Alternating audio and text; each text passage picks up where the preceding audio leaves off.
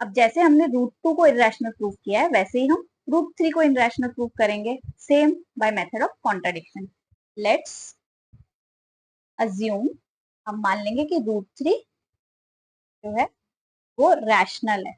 अगर √3 रैशनल है तो √3 को हम a बाय बी के फॉर्म में लिख सकते हैं, बस b जो है वो 0 नहीं होना चाहिए, and a and b are को-प्राइम्स।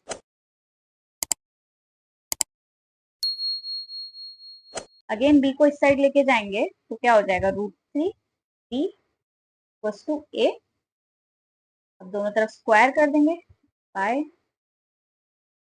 Squaring both sides. √3b का स्क्वायर हो जाएगा लेफ्ट हैंड साइड पे, राइट हैंड साइड पे a स्क्वायर हो जाएगा। ब्रैकेट ओपन करेंगे तो ये हो जाएगा √3 का स्क्वायर इंटू b का स्क्वायर इक्वल्स टू a का स्क्वायर।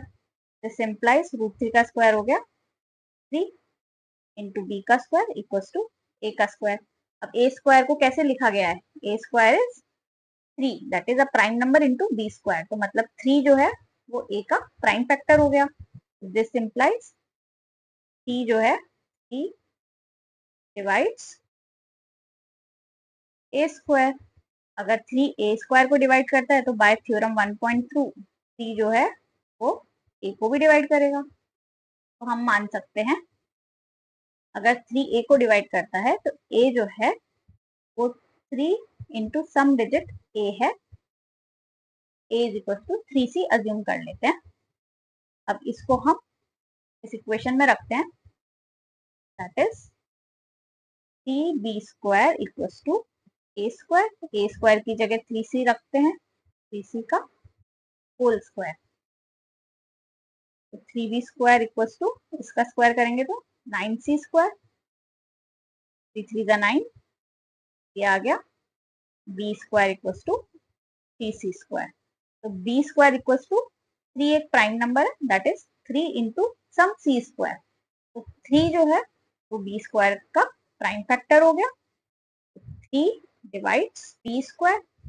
और अब जो हमने थ्योरम पढ़ी थी 1.2 उसके हिसाब से अगर 3 b स्क्वायर को डिवाइड करता है तो 3 b को भी डिवाइड करेगा, 3 डिवाइड्स b एज वेल। अब क्या देखा हमने कि 3 जो है वो a को भी डिवाइड कर रहा है, 3 जो है वो b को भी डिवाइड कर रहा है। This implies a and b have at least 3 as a common factor. लेकिन हमने क्या अज्यूम किया था, ए एंड बी तो को प्राइम्स है।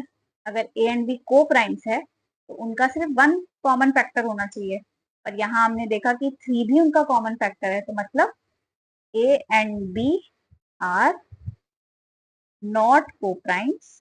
और हमने जो अज्यूम किया था वो गलत था, our assumption was wrong and so हमने अज्यूम किया था √3 रैशनल है, √3 रैशनल नहीं है, तो √3 इज इरेशनल। नेक्स्ट एग्जांपल की तरफ चलते हैं। ये कह रहा है कि show that 5 minus √3 is irrational.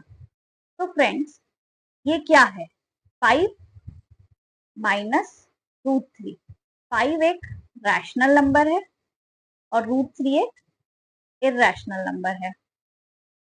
Rational number minus irrational number हमेशा इरेशनल होता है, और रैशनल नंबर को किसी भी इरेशनल नंबर से मल्टीप्लाई करेंगे वो भी इरेशनल आता है, ये हमने प्रीवियस क्लासेस में पढ़ा है।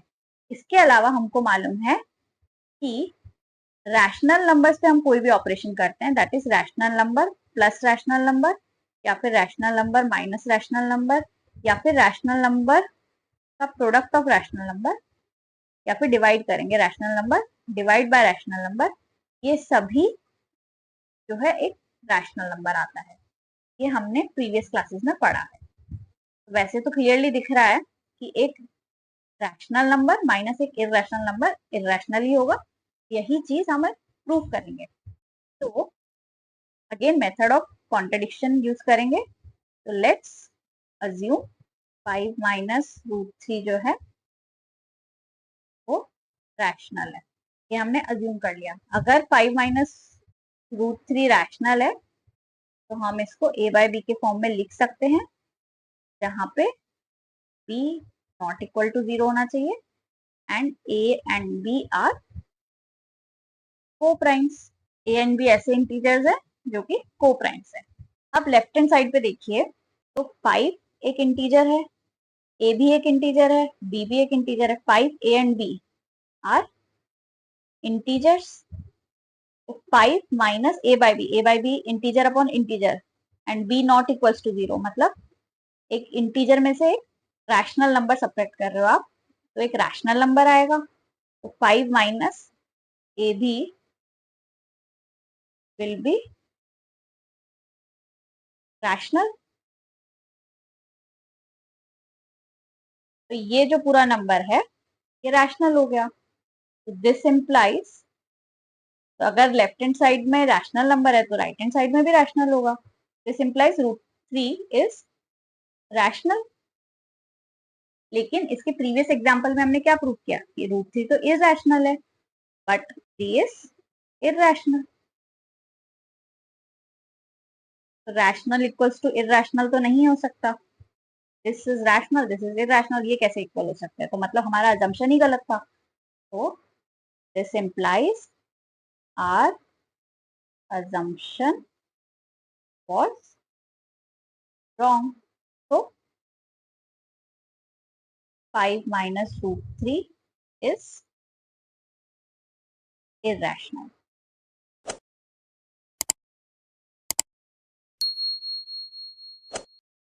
नेक्स्ट एग्जाम्पल देखते हैं।